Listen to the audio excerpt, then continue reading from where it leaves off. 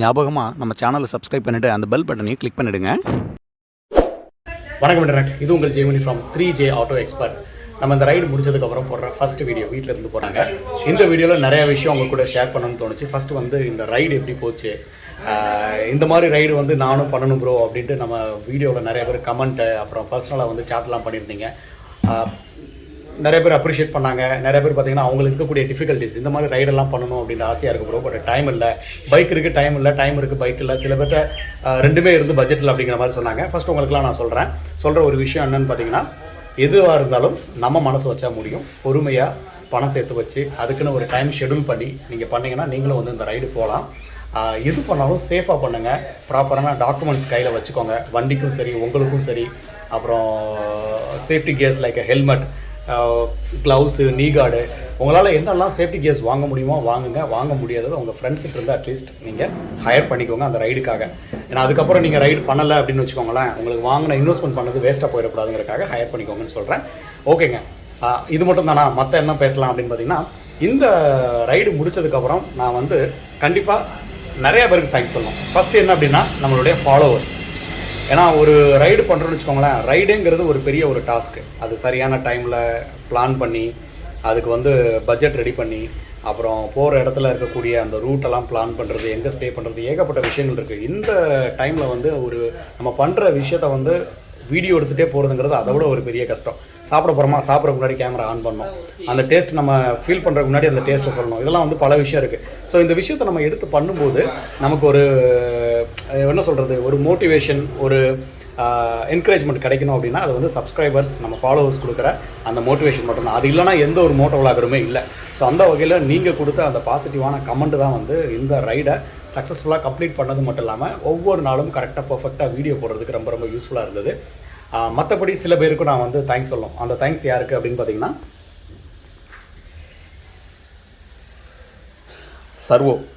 Servo HD இந்த 15W50. So இந்த engine oil பற்றி ஏன் சொல்லணும் அப்படின்னு பார்த்தீங்கன்னு வச்சுக்கோங்களேன், எப்படி நம்ம சேனல் 2 லட்சம் பேர் இருந்தோம், அந்தளவுக்கு வந்து வியூஸ் கிடைக்காம கஷ்டப்பட்டுருக்கோம். அதாவது குவாலிட்டியான சேனல். நிறைய பேர் கமெண்ட் பண்ணுறீங்க, என்ன சொல்கிறது ப்ரோ, உங்களுடைய இந்த ரைடுக்கும் நீங்கள் பாசிட்டிவாக பேசுகிறதுக்கும் நீங்கள் பண்ணுறதுக்கும் உங்களுக்கு கிடைக்கிற வியூ வந்து ரொம்ப கம்மியாக இருக்கிறது எங்களுக்கே கஷ்டமாக இருக்குது, வெரி சூன் நீங்கள் வந்து நல்ல ஒரு ரீச்சாக போவீங்க அப்படின்னு சொல்லுவாங்க.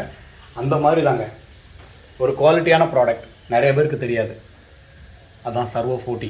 உங்கள்கிட்ட ஹெவி டியூட்டி பைக் வச்சுருக்கிறீங்க, அது ராயல் என்ஃபீல்டு, ஜாவா இல்லை ஹெச்டி இல்லை வந்து எந்த மாதிரியான ஹெவி டியூட்டி பைக்காக இருந்தாலும், ஹையர் சிசி பைக்காக இருந்ததுன்னா தாராளமாக இந்த இன்ஜின் ஆயில் ட்ரை பண்ணுங்கள். இதோட டீட்டெயில்ஸ் வந்து நான் போட்டிருக்கிறேன். ஏன்னா கிட்டத்தட்ட இந்த ரைடில் வந்து டிஸ்கிரிப்ஷன் செக் பண்ணுங்கள் எல்லா ப்ராடக்ட்டுக்குமே, சரிங்களா. இந்த ரைடில் நம்ம கிட்டத்தட்ட 6000 கிலோமீட்டர் ஓட்டிருக்கிறோம், சிங்கிள் சேஞ்சு. 6000 கிலோமீட்டர்னால் எப்படி, நீங்கள் வீடியோ பார்த்தவங்களுக்கு தெரியும், சாதாரண ரோடு கிடையாதுங்க. அடினா அடி, அப்படி ஒரு அடி, செம்ம ஆஃப் ரோடிங்க. Engine heating absolutely less compared to any other engine oil. So அந்த வகையில் நல்லா இருந்தது. ஸோ இதை நான் சொல்லணும்னு தோணுச்சு. ஸோ உங்கள் வெஹிக்கிள் லாங் ரைடு போகிறீங்கன்னா ஒன்ஸ் நீங்கள் ட்ரை பண்ணி பார்த்துட்டு எனக்கு ஃபீட்பேக் கொடுங்க. மற்றபடி யார் அப்படின்னு பார்த்தீங்கன்னா, நமக்கு இந்த வாட்டி ட்ரை பண்ண இன்னொரு ப்ராடக்ட் என்னென்னு பார்த்தீங்கன்னா, LM chain loop and chain clean. இது வந்து பார்த்திங்கன்னா குவாலிட்டியான ப்ராடக்ட்டுங்க. லைட்டாக அப்ளை பண்ணாலே போதும், நம்மளால் ஒரு 600 கிலோமீட்டர் வரைக்கும் ஓட்ட முடிஞ்சது. அதாவது நான் சொல்கிறது நல்ல மலை சகதி இருக்கிற இடத்துலையே 600 கிலோமீட்டர் ஓட்ட முடிஞ்சது இந்த ப்ராடக்ட் வந்து எல்எம். அப்புறம் இந்த ரைடுக்காக நம்ம இன்னும் கொஞ்சம் சேஃபஸ்ட்டாக வேணுமே அப்படின்னு நம்ம சூஸ் பண்ண இன்னொரு ப்ராடக்ட் தான் வந்து பார்த்திங்கன்னா இந்த ரைனாக்ஸ் ரைடிங் கேஸ். ரைனாக்ஸில் வந்து பார்த்திங்கன்னா க்ளவ் மட்டும் இல்லாமல் ரைடிங் ஜாக்கெட், ரைடிங் பேண்ட் எல்லாமே போட்டிருந்தேன், நீங்கள் பார்த்துருந்துருப்பீங்க. ஸோ அதுவும் வந்து பர்ஃபெக்டாக இருந்தது. வேறு யாருக்கெல்லாம் நான் தேங்க்ஸ் சொல்லணும் அப்படின்னு பார்த்தீங்கன்னு வச்சுக்கோங்களேன், இந்த அப்போலோ டயர்ஸுங்க. இந்த அப்போலோ டயர்ஸோட பேட்டர்ன் என்ன, இதோட மாடல் நம்பர் என்ன அப்படிங்கிறத நான் சொல்கிறேன். ஏன்னா இந்த 6000 கிலோமீட்டரில் பார்த்தீங்கன்னு வச்சுக்கோங்களேன், மல்டி டெரைன்ங்கிறது எல்லா வகையான ரோடு. நம்ம தமிழ்நாட்டில் அதிகபட்சம் நம்ம பார்க்குறது நல்ல ரோடு இல்லை வந்து குழியும் குண்டுமாக தான் பார்ப்போம். சகதி, அப்புறம் வந்து பார்த்திங்கன்னா ஃபுல்லாக மண், அப்புறம் தண்ணி, இதெல்லாம் வந்து பார்க்குறதுங்கிறது எல்லா இடத்துலையுமே அமையாது. ஆல் இண்டியா ரைடு போனால் தான் அமையும். ஸோ அந்த மாதிரி பார்த்திங்கன்னா இந்த வாட்டி நேபாள் பூட்டானில் எல்லா வகையான டெரைன்ஸுமே பார்த்தாச்சு, ஃபாரஸ்ட் பார்த்தாச்சு, வாட்டர் கிராசிங் பார்த்தாச்சு. நீங்கள் வீடியோ பார்த்தவங்களுக்கு தெரியும். ஸோ எல்லா ரோடுலையுமே நல்ல ஒரு பர்ஃபெக்டான கிரிப் கொடுத்தது அப்படின்னு பார்த்திங்கன்னா இந்த அப்போலோவோட சீரீஸ் தான். ஃப்ரண்ட் அண்ட் ரியர் போட்டிருக்கிறோம். இந்த டயர் போட்டு நியர்லி பார்த்திங்கன்னா நம்ம இப்போ ஒரு 9000 கிலோமீட்டர் கிட்ட ஓட்டியாச்சுங்க. இன்னும் பட்டன் எப்படி இருக்குது பாருங்கள், நல்ல கிரிப்பு. பஞ்சர் அப்படின்னு பார்த்தீங்கன்னா ஒரே ஒரு வாட்டி ரியரில் ஆச்சு பார்த்தீங்கன்னா நம்ம கோவாவில் அது ஒன்று தான் பஞ்சர். அதுக்கப்புறம் இது வரைக்கும் பஞ்சர் ஆகலை. ஸோ இந்த 2 இதுக்கும் நான் வந்து தேங்க்ஸ் சொல்லணும். அடுத்து 5வது யார் அப்படின்னு பார்த்தீங்கன்னா ஆரஞ்சு கேண்டி பேனியர்ஸ். பேனியர்ஸ் இங்கே நான் இன்னும் ஃபிக்ஸ் பண்ணலை, பட் உங்களுக்கு அதோட பிக்சர்ஸ் நான் போடுறேன். இது பார்த்தீங்கன்னா நம்ம இப்போதைக்கு வந்து இதில் இருந்து பேனியர்ஸோட ரேக் மட்டும்தான் இருக்குது, டாப் பாக்ஸ்க்கான ரேக் மட்டும்தான் இருக்குது. ஸோ எதுக்கு நான் ஆரஞ்சு கேண்டி பேனியர்ஸை சொல்கிறேன் அப்படின்னு பார்த்தீங்கன்னா என்கிட்ட பட்ஜெட் இல்லாதனால தான் நான் வந்து ஃபைபர் போனேங்க. பட்ஜெட் இருந்ததுன்னா வந்து நான் மெட்டல் இல்லை அலுமினியம் இந்த மாதிரி போயிருப்பேன். அதெல்லாம் 55,000 60,000 அந்த மாதிரி வந்தது. 35,000 சம்திங் காஸ்ட். பட் அது வந்து கரெக்டாக ஃபிக்ஸ்டு ரேட் கிடையாது. நீங்கள் சூஸ் பண்ணுற அந்த பேனியர்ஸோட சைஸ், அந்த லிட்டர்ஸ்னு சொல்லுவாங்களா, அது அதில் இருக்க கிராஃபிக்ஸை பொறுத்து வந்து ப்ரைஸ் சேஞ்ச் ஆகும். ஸோ எதுக்கு இந்த விஷயத்தை நான் சொல்கிறேன்னா, நம்ம வந்து மஸ்தாங் அப்படின்னு சொல்லக்கூடிய ஒரு ரஃப்பான ரோடில் வந்து ஒரு ரைடு பண்ணியிருப்போம். அந்த டைமில் வந்து பார்த்திங்கன்னு வச்சுக்கோங்களேன், ரோடே இல்லை, 40-50 ஸ்பீடு. அந்த வீடியோ பார்த்தவங்களாம் என்ன ப்ரோ இவ்வளோ மோசமான ரோட்டில் எப்படி ஓட்டினீங்க அப்படின்ட்டு. அதை விட இன்னொரு ஆஃப் ரோடிங் பைக் கூட வந்து நான் வந்து ரேஸ் போயிருப்பேன். என் வண்டியை அந்த வீடியோவில் நல்லா கேப்சர் பண்ண முடியல. பட் எனக்கு முன்னாடி போன வண்டி எந்த அளவுக்கு பள்ளத்தில் குலுங்கி அமுங்கி போச்சோ அதுக்கு ஈக்குவலான ப்ரெஷர் இந்த வண்டியில் இருந்தது. ஒவ்வொரு பாக்ஸ்லேயும் குறைஞ்சபட்சம் 25 30 கிலோ, 30க்கு மேலேயே வந்து வெயிட் நான் லோட் பண்ணியிருந்தேன். அவ்வளோ வெயிட்டையும் அந்த ஃபைபர் பாக்ஸ் வந்து தாங்குச்சிங்க. ஒரு கீரலோ ஒரு ஷேக்கோ ஒரு நாய்ஸோ கிடையாது. So thanks to orange candy. வேறு யாருக்கு அப்படின்னு பார்த்தீங்கன்னு வச்சுக்கோங்களேன், இன்னொன்றுங்க, நம்ம சென்னையில் வந்து பார்த்திங்கன்னா சீலின் அப்படின்னு சொல்லக்கூடிய ஒரு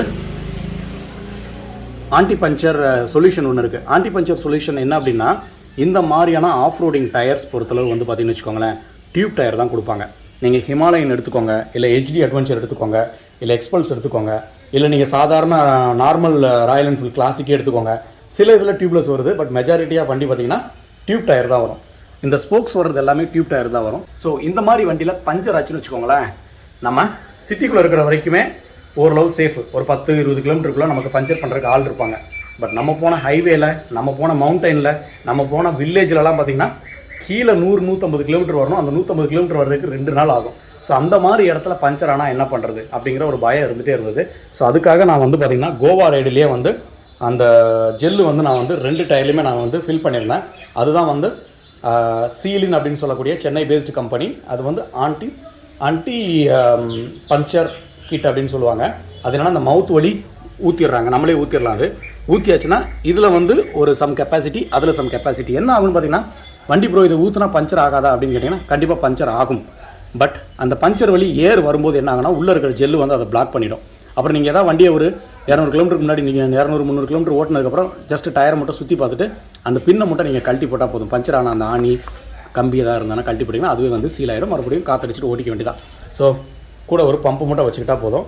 ஸோ அதனாலேயே எனக்கு என்னவோ தெரில, இது வரைக்கும் ஒரு பஞ்சர் ஆகலை. கோவாவில் ஆன பஞ்சருக்கு காரணம் என்னென்னா, அது கிட்டத்தட்ட இந்த விரல் இருக்குது பார்த்தீங்களா, இந்த விரலை விட பெரிய ஆணி. ஸோ அதனால தான் பஞ்சர் ஆச்சு. இந்த ப்ராடக்ட்ஸ்க்கெல்லாம் வந்து எனக்கு தேங்க்ஸ் சொல்லணும்னு தோணுச்சு. ஏன்னா நம்ம வண்டியை ஓட்டிடலாங்க, ஆனால் வண்டி பர்ஃபார்ம் பண்ணணும். இதோட முக்கியமான ஒரு ஆள் யார் தெரியுமா?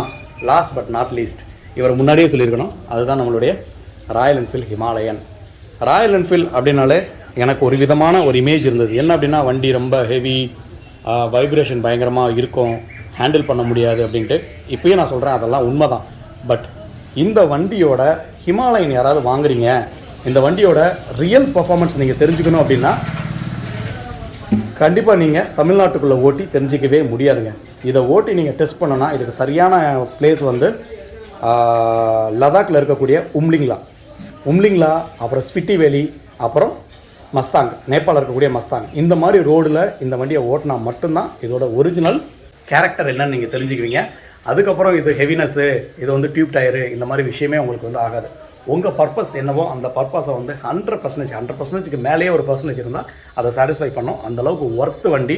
எங்கே போனாலும் நெட்வொர்க் இருக்குது, எங்கே போனாலும் ஈஸியாக வந்து உங்களால் ரிப்பேர் பண்ண முடியுது. இதுக்கான காஸ்ட்டுன்னு பார்த்தீங்கன்னு வச்சுக்கோங்களேன், சர்வீஸ் காஸ்ட் 800 ரூபாயிலிருந்து 2000 ரூபாய்க்கு மேலே போகாதுங்க. நீங்கள் 5000 கிலோமீட்டர் பண்ணாலும் சரி, 10,000 கிலோமீட்டர் பண்ணாலும் சரி.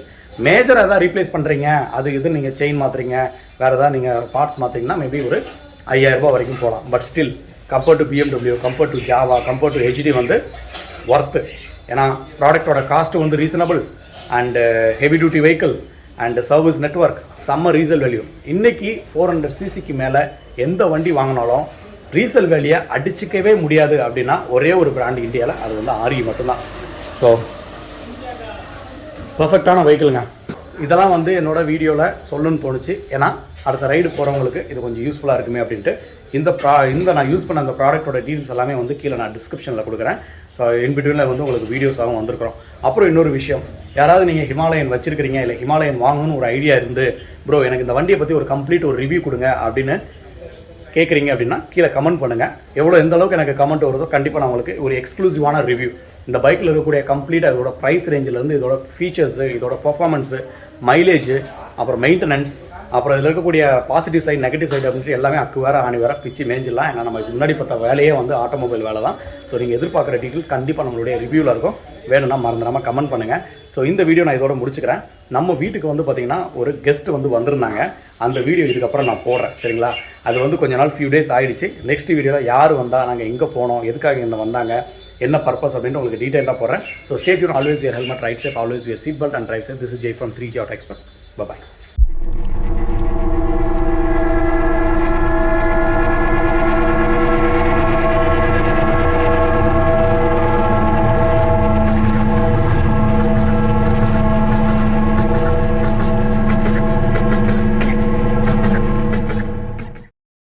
ஞாபகமாக நம்ம சேனலை சப்ஸ்கிரைப் பண்ணிவிட்டு அந்த பெல் பட்டனையும் கிளிக் பண்ணிவிடுங்க.